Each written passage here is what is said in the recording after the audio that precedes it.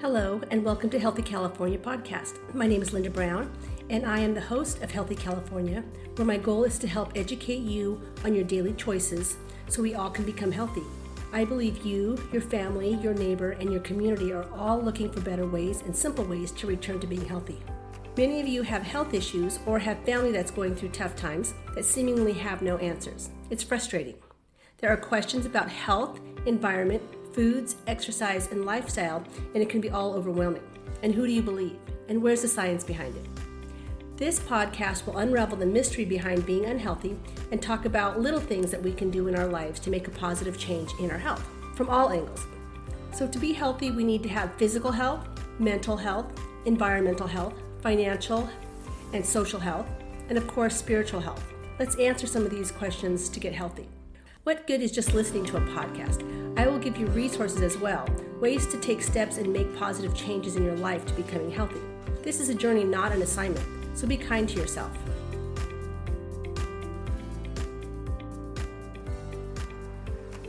Hello everyone, welcome back to Healthy California. Linda Brown here. This week we are talking about sunscreen. It is the beginning of summer and everyone's going to be in the sun and has a different take on what to do with sunscreen. So we are going to answer some of those questions today. Let's define why we need sunscreen and what it's for. So sunscreen protects us from the sun. It's in the name. But do we need protection from the sun? Is the sun not what brings life to Earth? I mean, it's kind of what brings life to Earth, right? So Genesis 1:16 says, God made two great lights, the greater light to rule the day and the lesser light to rule the night. So he made the sun. It's cyclical. It's intentional. So why would God make the sun if it were bad? Well, let's get a little bit deeper on that. So the skin is the first line of defense of our immune system. It protects us from our environment and protects us from all the things that are trying to kill us, right? So environmental pollutants, cigarette smoke, hydrocarbons, heavy metals, radiation. It protects us from bugs. Our skin protects us from a lot of things. On our skin, we have a protective film on our skin that protects us from microbes, and we also have a natural protectant from the sun, from UV rays of the sun. So the wavelengths from the sun is solar radiation. So it's radiation. And these wavelengths are UVA and UVB wavelengths. There's also a UVC, but typically that doesn't get through the ozone layer. So these UV wavelengths cause sunburns, skin discolorations, aging, cancer. And so sun protection is comprised of strategies that include like physical protection, such as clothing, getting out of, hats, getting out of the sun and into the shade. That's like a physical protection. And then we have chemical protections like lotions to put on us. So the sunscreen business is big business. Global sunscreen business was $12 billion in 2024. And that's expected to grow to $30 billion in 2025. And that's supposed to double by 2029. So why is this important? Why are you listening to sunscreen? We all kind of just think sunscreen is what we should do, right? But there's also a thought process that sunscreen is a toxic chemical we're putting on the largest organ in our body. The largest organ on our body is our skin, and we continually reapply chemicals to our skin. So what is right and what is wrong? What do we do? So for those who have family history, have a light pigmented skin, weakened immune system, or high exposure occupations where burning is common, like maybe just being out in the sun all day long, those people need more protection, especially the light pigmented skin, and if you have a family history. So if you have light pigmented skin with a family history, then if you're doing sunscreen, that's probably a good idea. Again, every person needs to make the decision for themselves. So prevention of solar radiation also prevents vitamin D synthesis, which increases risk of osteoporosis, diabetes, colon cancer, breast cancer, prostate cancer, lymphoma, and autoimmune diseases. Yeah, so, when you break it down, not having sun exposure can increase the risk of your bones breaking, osteoporosis. We need vitamin D to make our bones strong, and we get vitamin D from the sun. There's a big correlation between mental health disorders and low vitamin D levels. So think about that as well. So all these things that we're at risk for from lack of sun, is it worth it to stay out of the sun? That's a question you have to answer for yourself. If you have protection from the sun or dark pigmented skin, your risk of skin cancer is less. However, your risk of vitamin D deficiency disorders is higher. So all the things I mentioned before, risk of osteoporosis, diabetes, colon cancer, breast cancer, prostate cancer, lymphoma, and autoimmune disorders, those are, if you have a darker pigmented skin, you are at more risk for those disorders because you're not converting the vitamin D, because you have more melanin in your skin. So that's something to think about. So how does this affect you? So UVB exposure, so we have UVA and UVB like I had mentioned. UVB exposure is responsible for the sunburns, typically the sunburns, inflammation, and direct DNA damage. UVB levels are higher between 10 a.m. and 3 p.m., or like midday. UVA wavelengths are less energetic waves and don't do the same damage that UVB does, but UVA penetrates deeper into the skin. So when it does this, it causes, what we call reactive oxygen species. And that reactive oxygen species, ROS, can damage DNA. It can also damage the elasticity of your connective tissue, fibers, like in your skin, that causes aging and dermal damage. Reactive oxygen species, well, what is that? So if you break that down, reactive oxygen species is oxygen, and it's typically an oxygen that has a charge to it. And sometimes we can think of this like as a free radical. We have free radicals going through our body, and then to combat those free radicals, we take antioxidants. Reactive oxygen species can be combated by antioxidants. Something to think about. We get antioxidants through our diet.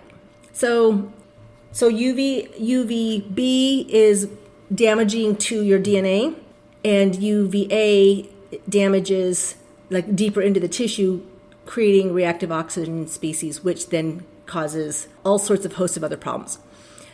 So it sounds like then you should be protecting yourself from all this damage, right?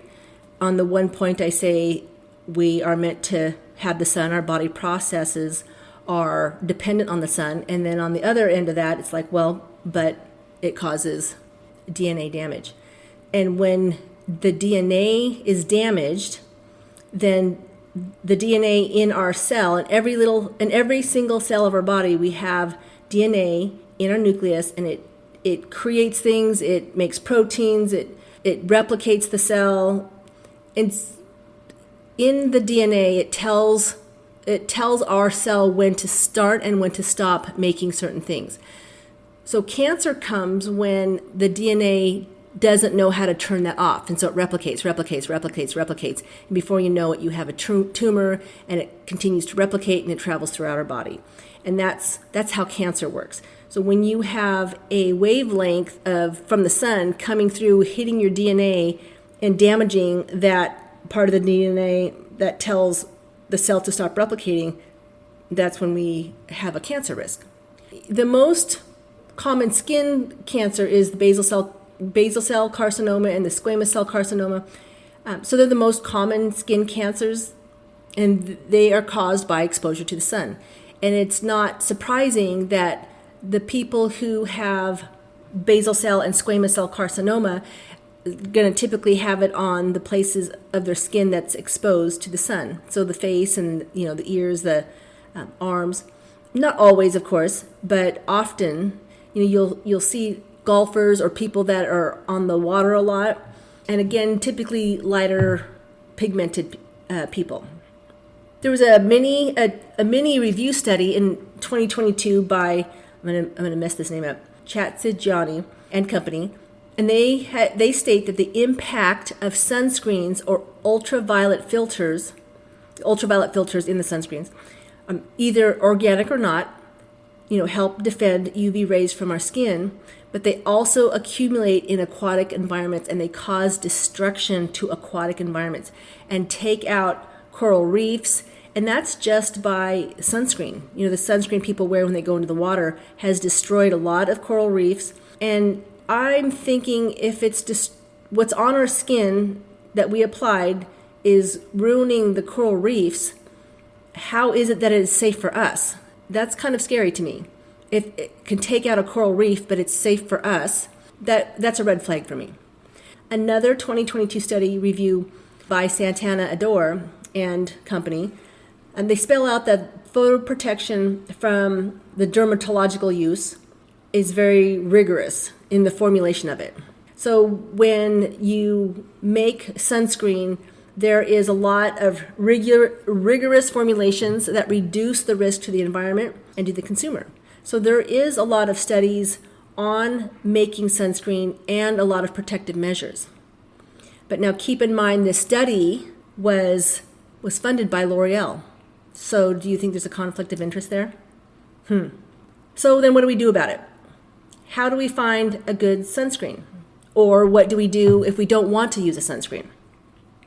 Well, first of all, maybe if you spend a lot of time in the sun and have a family history, you might first want to get screened by a dermatologist just to make sure you have a baseline of what your skin looks like.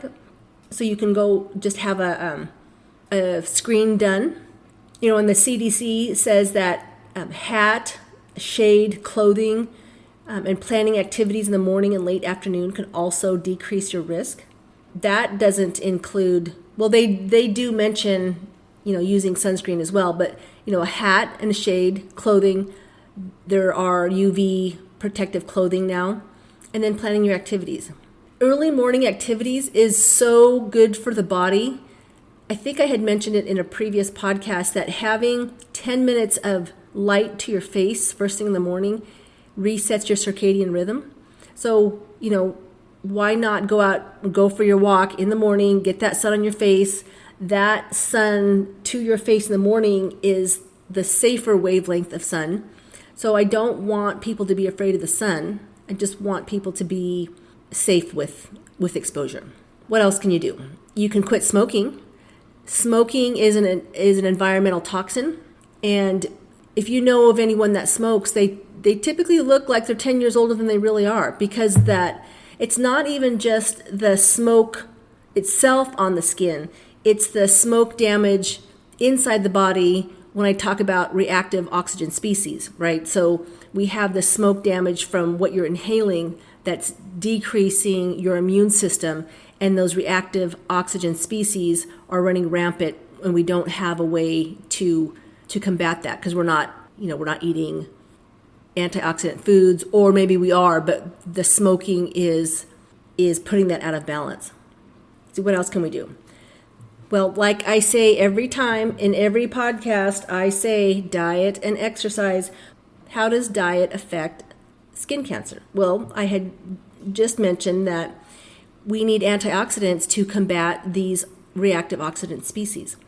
And when we have inflammation on our skin from the UVB hitting our skin and damaging our DNA, what's going to repair all that?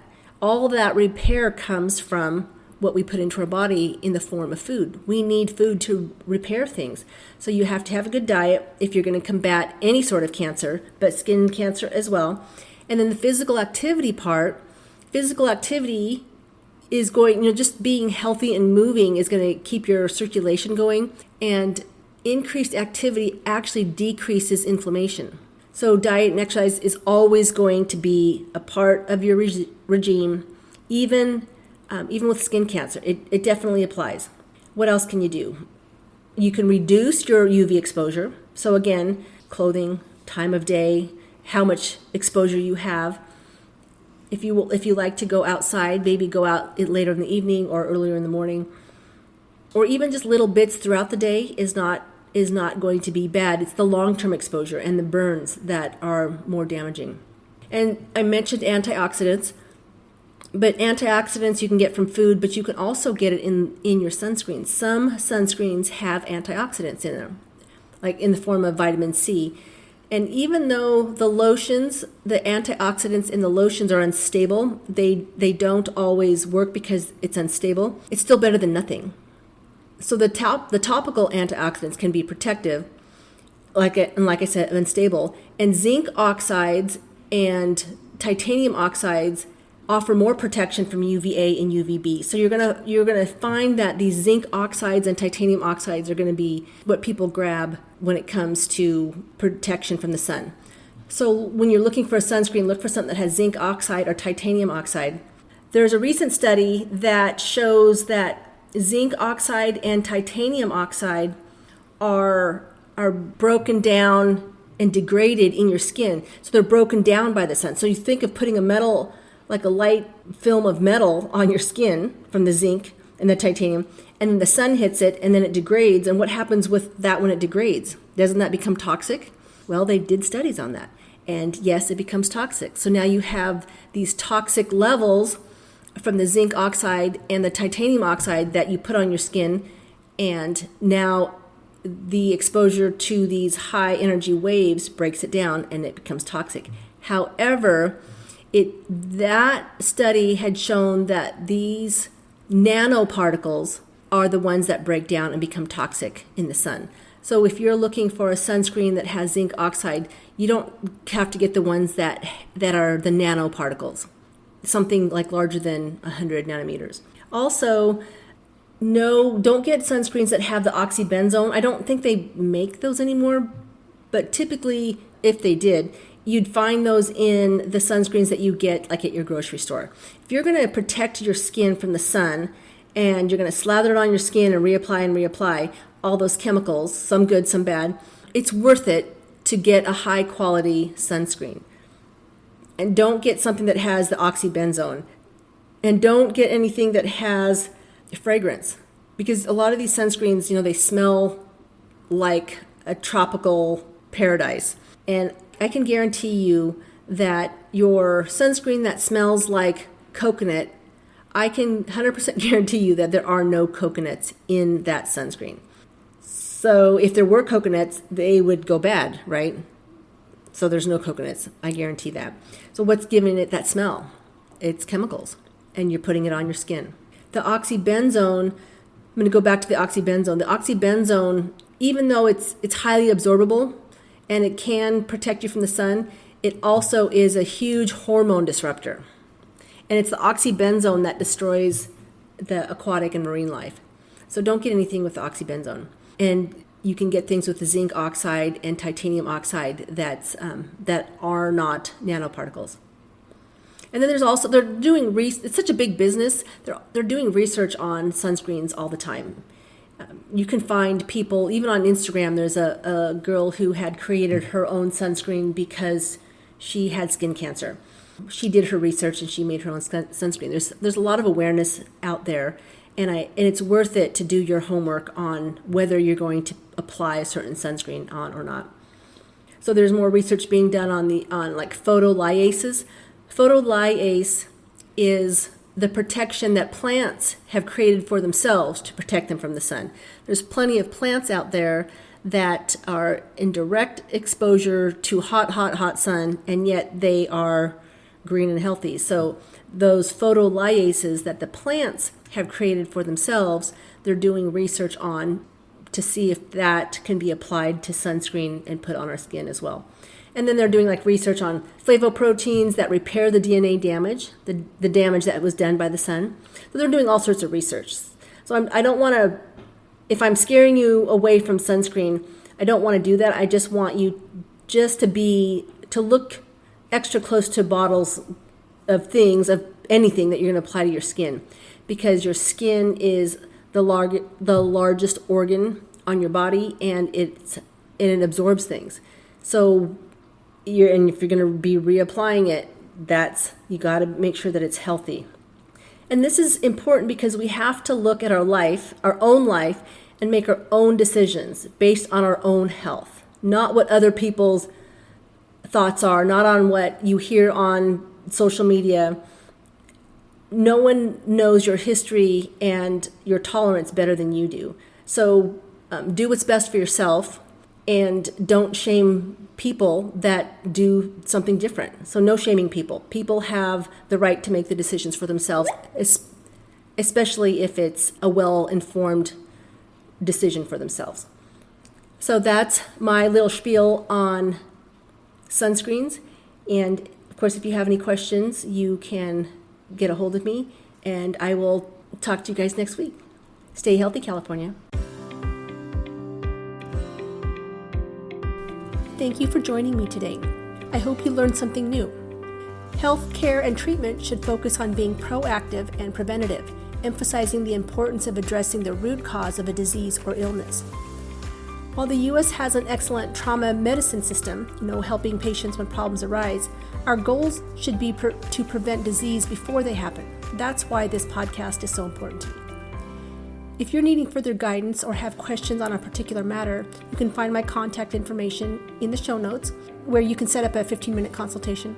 I also recommend you adding a functional nutritionist, a functional medicine practitioner, and a physical therapist to your healthcare team. This podcast reflects my personal opinions based on extensive research and education. It is not intended for medical diagnosis or treatment and should never replace the advice from your doctor or other healthcare professionals. To continue providing this free information, I rely on your support. Follow, subscribe, like, and share this podcast with your family and friends, or on social media. Don't forget to turn on your notifications to stay updated whenever I have a new episode released. Educating you and empowering you to take back your health is my ultimate goal. By gathering knowledge and implementing small but impactful changes, you can reclaim your well-being. This is a journey, not a quick fix, so be kind to yourself, and I'll be there to help. You got this.